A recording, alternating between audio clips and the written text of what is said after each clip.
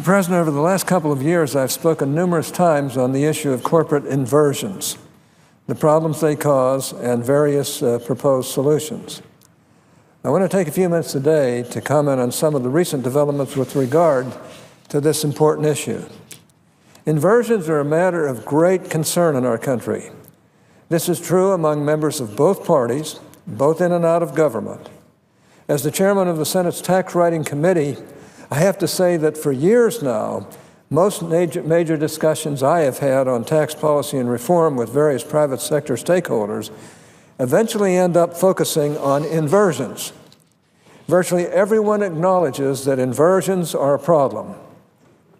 When a U.S. company re-identifies itself as a foreign entity and moves its tax headquarters overseas, it shrinks our tax base. It means lost investment and growth for our country. And it further demonstrates the failure of the government to create a tax environment in this country that allows businesses to flourish, create jobs, and of course help grow our economy. Like I said, members of both parties see inversions as a problem, one that needs fixing. Sadly, the debate surrounding this issue has all too often become mired in politics and partisanship, which thus far have prevented Congress from making any real progress. Some here in Washington, here in the Capitol and on the other end of Pennsylvania Avenue, would rather talk about inversions than solve the problem. When a wave of U.S. companies announce that they're merging with other entities and moving their headquarters offshore, the strategy seems to be publicly attack those companies, accuse them of, among other things, lacking, quote, economic patriotism, unquote, and to put forward unworkable policy proposals while labeling anyone opposing those proposals as somehow being in favor of, or at least indifferent to, inversions. Most of the policy ideas that get put forward tend to be punitive and burdensome, with the goal not of incentivizing companies to stay in the U.S., but to forcibly prevent them from leaving. Over the past year or so of political campaigning, we've heard a lot of talk about building walls and who will be made to pay for them. Some are proposing that we build a literal physical wall to keep certain people from coming into the United States, with a supposedly clever plan to force other countries to pay for it. Well, at the same time, most of the proposals we've seen to deal with inversions would amount to building a virtual wall, a wall forged in regulation and punitive tax treatment around the country to keep companies from leaving and making every business in America and all of their employees and their individual customers pay the cost. The latest wall-building exercise came earlier this month with Treasury's temporary anti-inversion regulations and proposed regulations aimed at earnings stripping. Of course, the administration's anti-inversion approach was essentially the regulatory equivalent of a doctor who wastes all of his time and energy treating a patient's symptoms one by one as they arise without making any effort to diagnose, let alone treat, the underlying illness. Inversions, Mr. President, are not in and of themselves a disease. They are merely symptoms of a much broader illness that will continue to infect our economy so long as we refuse to treat it. And I won't keep you in suspense, Mr. President. That illness is not a lack of proper regulation. It is an overly burdensome tax system and an environment that is, on the whole, unfriendly to American businesses. U.S. companies don't move their tax headquarters offshore because they like the weather in other countries. If that were the case, I don't think so many of them would be moving to Ireland or the UK. No American companies invert because they face global competition and our system forces them to compete on an uneven playing field with at least one, if not both, arms tied behind their backs. For example, we have the highest corporate tax rate in the developed world. And we have a tax code that effectively pays U.S. multinationals to keep their foreign earnings offshore and punishes them when they decide to bring capital back into the country. It is these factors, not a lack of appropriate regulation by the government or a shortage of, quote, economic patriotism, unquote, on the part of American businesses, that make foreign countries more attractive destinations for American companies. If we want to prevent future inversions, we should spend less time tinkering around the regulatory edges and engaging in partisan rhetoric, and more time trying to find common ground to actually fix our tax code. And for the record, it isn't just inversions that are the problem. As I've noted repeatedly, even if the administration and Congress found a way through punitive and burdensome means to block all inversions, our tax system would still make American companies even more attractive targets for foreign takeovers, which are every bit as problematic as inversions, if not more so, and much harder to address through a purely regulatory approach. Foreign takeovers are already a problem. According to an Ernst & Young study released last year, the U.S. economy suffered a net loss of $179 billion in business and assets to foreign buyers in the decade between 2003 and 2013. The same study also found that a reduced corporate tax rate would have greatly reduced these losses, possibly eliminating them entirely. Keep in mind that unlike most inversion transactions, U.S. management is always fired after a foreign takeover. Other employees, local service providers, and suppliers are often targeted for elimination as well. Sadly, many Democrats in Washington, both here in Congress and in the administration, don't seem to grasp the full nature of this problem. They talk a great deal about inversions and the need to prevent them. And because the picture of a big American company moving offshore to escape taxation is particularly distressing for populist audiences, they tend to ramp up that talk and couple it with ideas on how to punish inverters in even-numbered years. Yet they've taken precious little action to actually fix the underlying problems that lead companies to want to invert in the first place. There was a glimmer of hope with the findings and recommendations of the Finance Committee's Bipartisan International Tax Reform Working Group. However, as is far too often the case, that glimmer of hope may very well be overtaken by the politics of the moment. So instead of acknowledging that our tax system is the cause of the inversion problem, my friends on the other side have generally opted to put forward regulations that may very well be effective in curbing inversions in the short term, but will do nothing to improve business conditions in the United States, and could be on the order of causing companies to sell themselves to foreign buyers, which is what's happening. Within days of the release of Treasury's latest regulations, Pfizer, a major American drug company, announced that it was backing out of its proposed inversion deal with Allergan.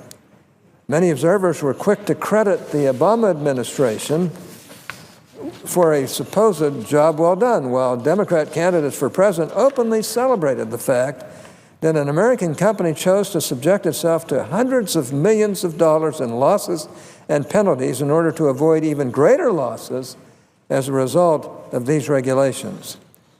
That's the kind of world that we're living in, Mr. President. One where a willingness to demonize an iconic American company that employs tens of thousands of American workers and cheer when it suffers massive losses when it's viewed as an affirmative qualification to be the Democratic nominee for president. Now, to be fair, I will acknowledge that in addition to unveiling the proposed anti-inversion measures, the Obama administration did also lay out a basic framework for corporate tax reform. Of course, this framework, which closely resembles similar proposals that the president has included in past budgets, is woefully short on details. It is not a reform proposal with any serious potential of bipartisanship, nor one with a detailed list of specific goals and objectives. It is more or less just a vaguely worded wish list of tax ideas they'd like to see enacted at some point. The reaction from many sectors of the business community, including from CEOs who more often than not support my friends on the other side, proves the point. We know basically that the President's version of international tax reform consists of a one-time mandatory repatriation of foreign earnings to be taxed at a rate designed not to maximize any benefit, but to hit a revenue target for increased spending. In other words, so they can spend more money. This would be coupled with a high minimum tax on foreign earnings, also designed specifically for increased spending, not for significantly bringing down the statutory tax rate, which after all is one of the few ways you can really help our American companies. Put simply, there is virtually nothing in the President's nebulous tax reform framework that would discourage companies from moving offshore. In fact, one could argue, and many have, that the President's proposed high minimum tax on foreign earnings would actually encourage more U.S. companies to invert. For example, this past November, the Vice President of Global Taxes at Procter & Gamble, another iconic American company, was quoted as saying, quote, "If we take a step towards minimum tax at the corporate level, we're exacerbating the problem. We're actually guaranteeing that inversions are more attractive," unquote. On top of these new taxes, there's no real effort in the President's tax framework to improve the business climate in the U.S. more generally. And after all these changes, the framework would still leave the United States with a corporate tax that would be well above the average in the developed world, leaving us right where we have been. In short, this framework is par for the course with this administration. We've heard quite a bit of blame thrown in Congress's direction for not acting to prevent inversions. What we haven't heard is any serious effort on the part of the President or anyone in his administration to engage with Congress on meaningful tax reform. Like I said, Mr. President, the President and his supporters are far more willing to assign blame for the problems caused by our tax system than to actually work toward a solution. This is particularly true in election years when their motto seems to be, why fix a problem when you can blame it on the other side? For my part, I'm working to take specific steps to address these problems. I've been the Republican leader on the Senate Finance Committee for about 4.5 years now. And for 4.5 years, I've been calling on my colleagues and imploring officials in the administration to engage on tax reform. To date, I've seen little in the way of meaningful response. Currently, I'm working on a relatively simple but potentially effective tax reform proposal that I believe will be bipartisan, that many believe would relieve a great deal of the inversion pressure on American companies, and at the very least significantly alter the economic calculation for inversion transactions. Best of all, it would do so without punishing companies, or imposing burdensome mandates. In short, my proposal would provide more carrots to keep companies from inverting and fewer sticks to punish companies that try to go in that direction. And while I'm still working with the Joint Committee on Taxation to finalize the details of this proposal, the basic idea behind my proposal would be to streamline the taxation of business income and eliminate instances in which profits and earnings are subject to multiple layers of taxation at the company and shareholder levels. I have more to say on this proposal in the coming weeks. Today, I am simply trying to counter the narrative that American companies can and should be forced to remain in the United States by regulation. I'm trying to demonstrate that you cannot fix the inversion problem by building a virtual wall around the country to keep businesses from leaving, while at the same time keeping tax rates so high that they have to leave to be able to compete. And I'm trying to show why you can't build that wall expecting some other country to pay for it. Indeed, if an anti-inversion wall goes up without any real changes to improve the tax and business environment in the U.S., it will be American workers and consumers that will end up footing the bill. What we're working on is corporate integration. Right now, the the work we've done seems to be getting some positive feedback from the Joint Tax Committee. But they're not through with their work yet, and we're going to wait till they do, and they should be through by the end of May. Or at least that's what they've indicated will be their target. Hopefully they'll have some preliminary results before the end of May. But let me say, if we're right on corporate integration, then both parties should come together to resolve these problems so that we can compete with any companies anywhere in the world. And I can just say, in short, this program that we're devising will allow the companies themselves to bring down their own tax rates without worrying about what the wonderful members of Congress are going to do. And at the same time, by bringing down those rates, be able to help this economy to go forward.